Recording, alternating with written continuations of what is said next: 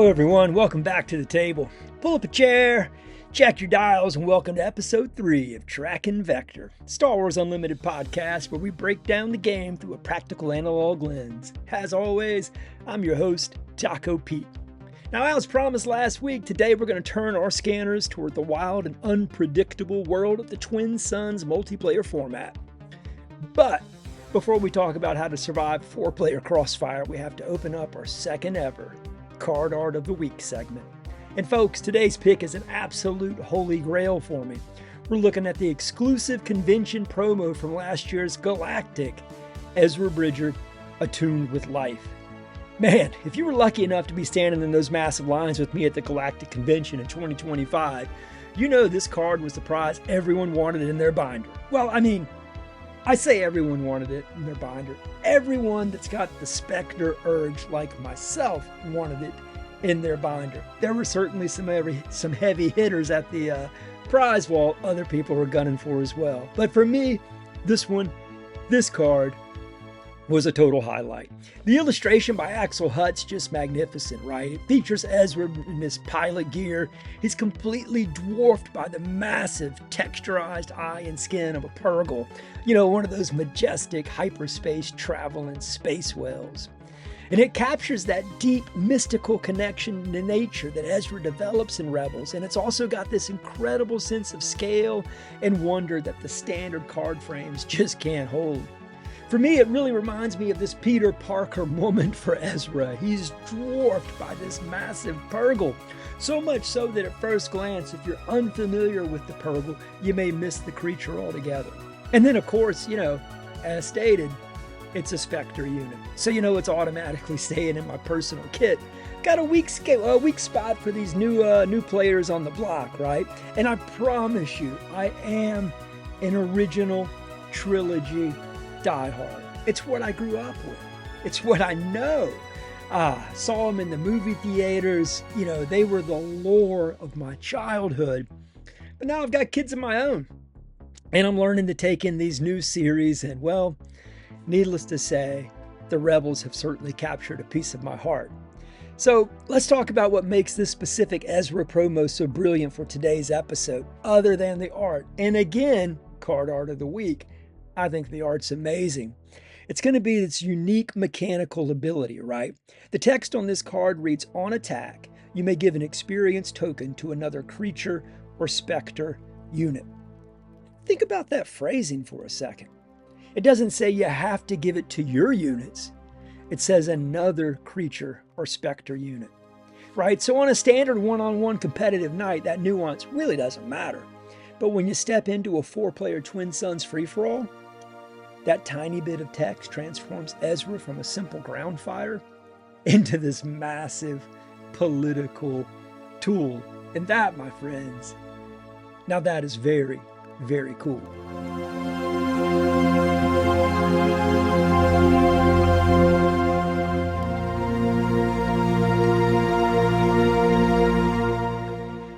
And that's going to bring us to the core flight plan for episode 3.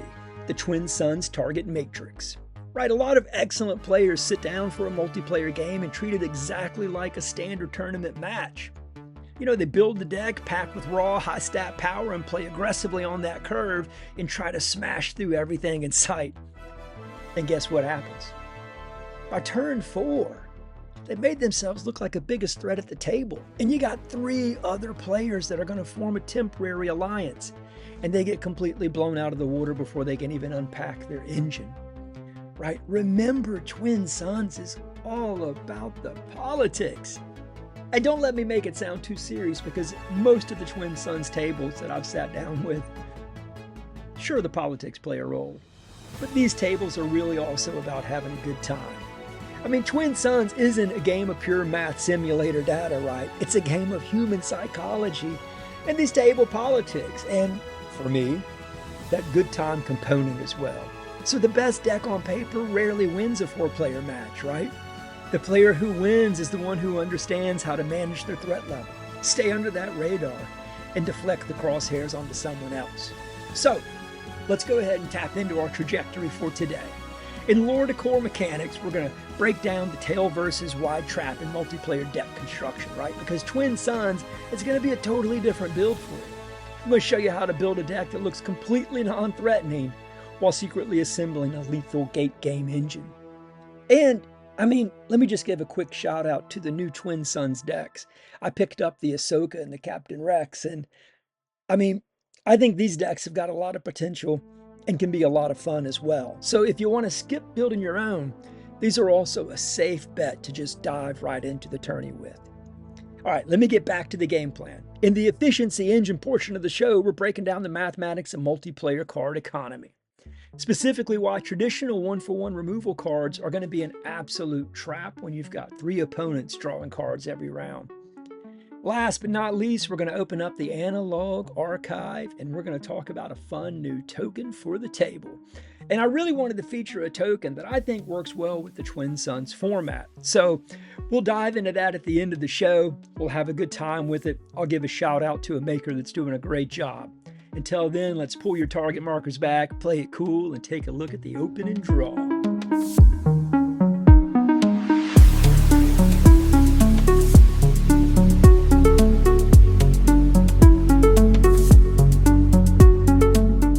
Moving into our first major block today, let's go ahead and talk about how you actually construct a deck to survive a 4-player crossfire. Right, in a standard 1v1 premier match, your objective's highly linear. Optimize your curve, maximize your stat efficiency, and just pressure your opponent's base before they can stabilize and throw it right back at you. But when you step into a Twin Suns match, that linear mindset is exactly what gets you destroyed, right? So today we're breaking down a concept that every mature player needs to master. It's the threat deflection and the tall versus wide trap, right? So in a multiplayer game design, there's this psychological phenomenon I call the Lighthouse Effect.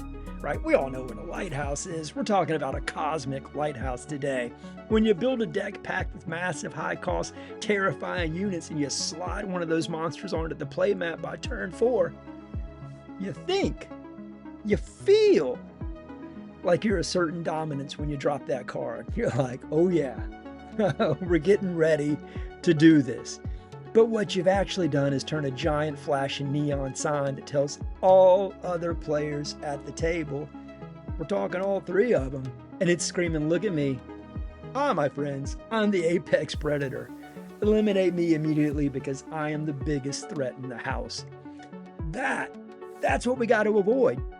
So let's map out a real-world scenario that plays out at local game store tables every single week. You're sitting in a 4-player bod. Player A is running a highly optimized deck and drops a massive high-power villain unit early on curve. Kudos to them. It's objectively the most powerful card on the board. Well, we all know what's going to happen next, right? There's no question here. The psychological dynamic of the table is instantly going to shift. Player B is going to look at player C. We're going to nod at one another, and a temporary unwritten truce is formed. Player B uses an exhaust event, player C follows up with a heavy chunk of damage, and then player D flies in to clean up the scraps. By the time the turn rotates back to player A, their massive investment is sitting in the discard pile. Shields are down, and they have effectively united the entire table against him. They fell face first into the tall trap, investing all their resources into a singular, towering threat that is going to force the table to react, right?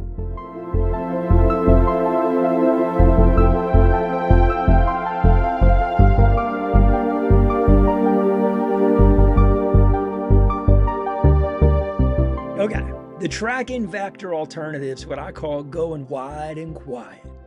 Instead of building a deck that demands attention, right? You're going to want to construct an engine that's built on subtle defensive utility tools. You want cards that establish a network of small, high synergy units that provide passive value. Drawing cards, fixing resources, healing your base, without ever looking scary enough to warrant someone wasting a valuable removal card on them. Right? Think about how this mirrors the deep lore of the Star Wars universe itself. The Galactic Empire builds the Death Star. This, my friends, this is the ultimate tall threat. It's massive, it's terrifying, and because it represents such an existential danger, it forces the entire galaxy to unite, find a weakness, and blow it out of the sky. Right? Let's just take a look at how the underdogs survive. Check out the smugglers. Let's take a look at the bounty hunter syndicates. Or, all right, let's give a shout out to my personal favorite, the Spectre crew. They don't fly around in massive Star Destroyers, right? They are operating out of modified light freighters like the Ghost. They stay in the shadows. They run blockades. They build these small, interconnected networks of resistance, and they let the massive corporate and military giants exhaust their resources fighting each other in open space. They survive through sheer grit, tactical fluidity, and by staying completely under the radar until the momentum of the conflict shifts. When you are freestyling your deck list for Twin Suns, right, you need to deliberately build this smuggler mindset right into your singleton card choices. Your goal on turns 2, 3, and 4 isn't to see how much damage you can push on an opponent's base. Your goal, my friend, is to construct a quiet defensive perimeter. You want to slide out non-threatening utility units that make your specific corner of the playmat look incredibly annoying, and we need to look low value to attack. Right, so if player B is looking to swing for some damage and they look at your board and see a bunch of defensive synergy, and then they look at player C who left their cockpit completely wide open, human psychology dictates they will take the path of least resistance every single time. They will send their ships across the table away from you. You're going to win the match not by overpowering the table, but by deflecting the crosshairs. You're letting your 3 opponents burn through their hands, waste the removal events on each other's tall threats, and fracture their own board states. Meanwhile, my friends, you are quietly keeping your head down, keeping your hand full of resources, and letting the dust settle so you can execute your actual counteroffensive when the table thins out. Okay, but to make this wide and quiet strategy actually hold up over a long multi-game turn, you've got to understand the foundational mathematics of a multiplayer scoreboard. Because traditional card value changes completely when you got 3 people drawing phases against you. So up next, we're steering into the efficiency engine.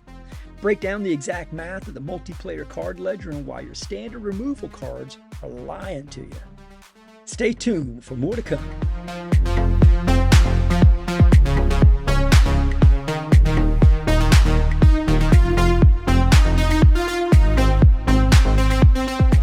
All right, let's pivot from the politics and go straight to the ledger. It's time for the efficiency engine, part of the show where we pull back from the lore and look at the hard mathematics of the hobby, the tabletop game we all love, Star Wars Unlimited.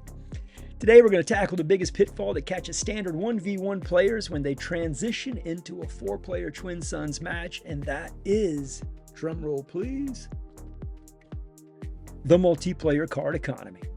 If you spend all your time grinding competitive premier format tournaments, your brain's going to be hardwired for a concept called 1-for-1 efficiency, right? You look at the card that says pay 3 resources, choose a unit, defeat it. Boom! In a normal one-on-one match, that is perfectly fine value trade. You spin a card, your opponent lost a card, board states reset, you move on, both of you are now on equal footing. But when you step into the 4-player Twin Suns game, that traditional 1-for-1 math completely collapses, right? It's going to become an absolute mathematical illusion.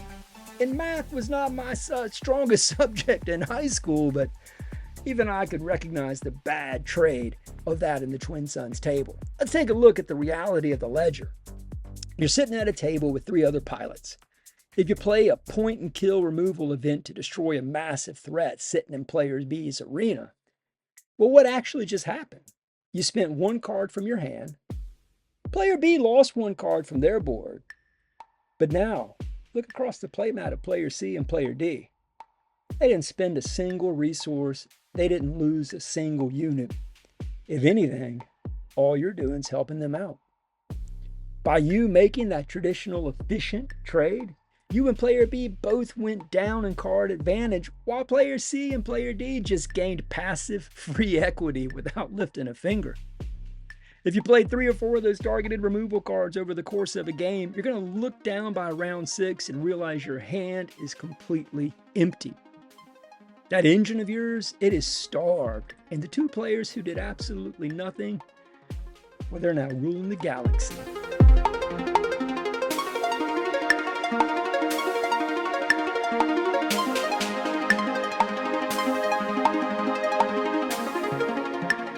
So, how do we fix the engine?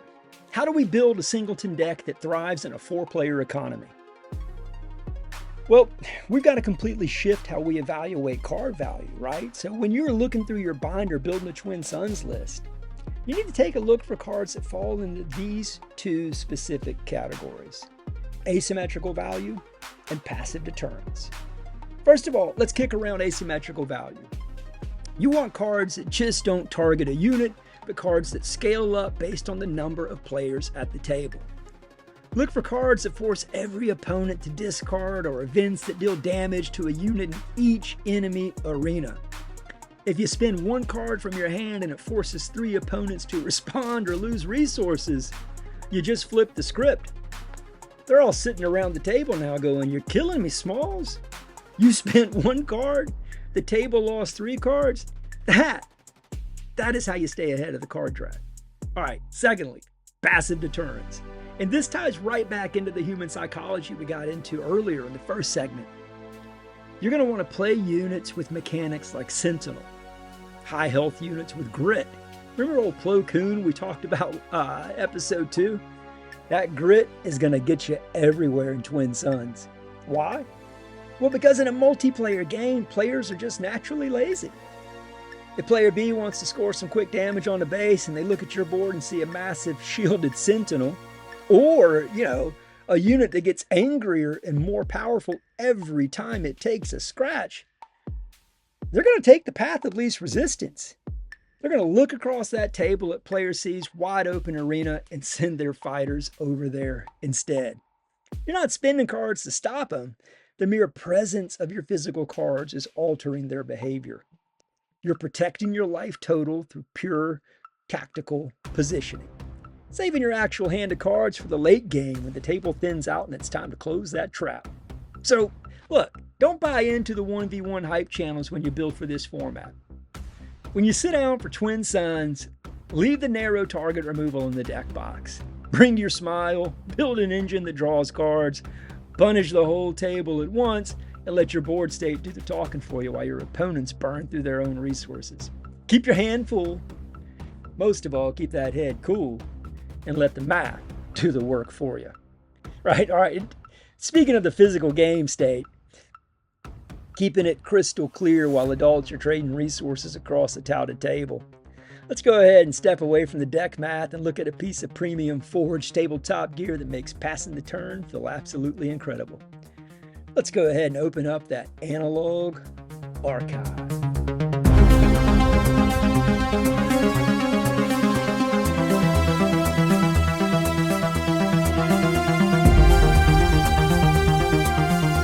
Close our flight plan out today. Let's step away from the card text, turn down that competitive static, and open up the Analog Archive. It's the part of the show where we step back from strategy and appreciate that physical craftsmanship and the material reality of the tabletop hobby we all love. Now, as we've been talking about all episode, right? When you pack 4 peeps around the standard local game store table for a Twin Suns match, the physical layout gets chaotic fast. You've got dual leaders, bases, damage counters, shield tokens, experience markers, glass tokens, plan tokens. It's just, there's a lot going on the playmat. Space is at an absolute premium, and keeping track of the game stage, specifically, who actually holds the initiative, could turn into a real headache here. I want to shine a light today on a phenomenal piece of physical gear that's completely changed the tactile experience at my table. I'm talking about those premium Acrylic Beskar Initiative Tokens made over there in Alabama by Curled Paw Creatives. I picked up a set of these last Christmas, and man, the execution on these bad boys is just stunning. They're single-sided, beautifully edged, semi-gloss, chrome acrylic ingots, And they look exactly like genuine minted Beskar. I'm talking straight out of the Mandalorian Forge. And then what really blows me away is that attention to detail, right? They've got that randomized ripple pattern across this metallic surface, and each ingot feels like it's its own. It's one of a kind, fresh out the forge, right? So in a frantic 4-player Twin Suns game, passing that standard cardboard card around a crowded table to track initiative feels flimsy and cheap. But sliding one of these heavy, metallic-looking Beskar blocks across the playmat, right, it gives mechanics real weight, right? And I love, as you know, the objects, the materials that make up the game that we are all so into. It gives the mechanics real weight. Feels like you're trading some valuable cargo on the galactic black market, and it's so much more than just passing that turn marker. These tokens, they clean up the visual landscape of the table instantly, right? That makes it unmistakable who's got the initiative. I mean, everybody's watching the Beskar, right?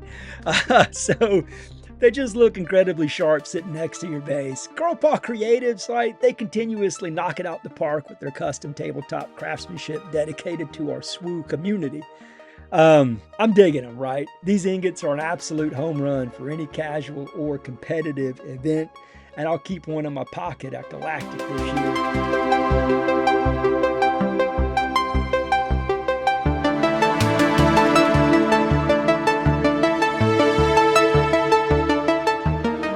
Speaking of Galactic, right? Let's give a massive shout out to the event that's right around the corner. We're talking 2026 Galactic Convention.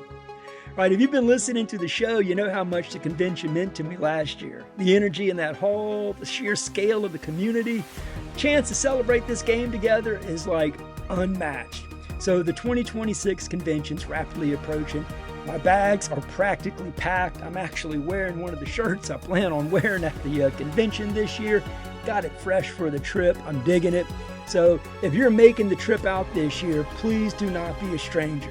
If you spot me walking the floor, you see a guy with a podcast shirt sitting at an open play table, come on by and say hello. My name badge will ring Taco Pete. Bring your favorite Twins leaders, pull up a chair, and let's roll out the play mat.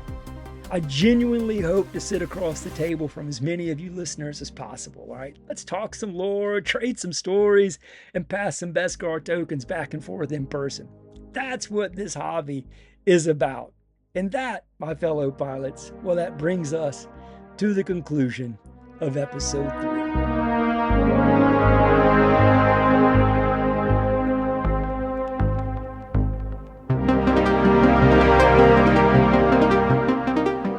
Man, stepping into the Twin Suns format always reminds me of why I fell in love with this hobby in the first place. At the end of the day, Star Wars Unlimited isn't just about the cardboard or the tournament points, right? It's about the people you sit across from. It's about passing a heavy chrome Beskar token across a messy table, laughing over a surprise Ezra trade, and sharing a great story with 3 other people on a casual night at your local game store. All right, that's the heartbeat of this community. Now, if today's look at multiplayer politics and card economy helped you rethink your deck architecture, can you do me a huge favor? Spread the word. We're not doing any corporate ad reads on the show. Everything I talk about, everything I love is out of a personal love of the object, right? There's no sponsorships. It's really just a good time, sharing a passion, sharing a hobby with others that do the same. We're not going to buy into any kind of algorithm hustle here at Track and Vector. The Track and Vector network, it's going to grow purely through grassroots, word-of-mouth recommendations from physical players just like you. Right? Tell your kids, share a link on your local store's Discord server, or pull the episode up on the drive to your next weekly play night with your play group. Let's just keep building a positive, welcoming space for this hobby together. So, looking ahead to next week for episode 4, we're going to pivot our radar right back to the competitive scene, and I'm talking, drumroll please, Ashes of the Empire store showdowns, right? These are officially kicking off. I think July 10th is the date, and we're going to break down the local store meta matrix, right? I'm going to show you how to read your specific local store environment, how to predict what your regular local opponents are going to be sleeving up on Saturday morning, and then how to tune that sideboard to counter them without sacrificing your deck's core engine. So until then, take care of your collection, treat your local players with kindness, and keep your eyes locked on the tracking vector. I'm Taco Pete. I'm signing off.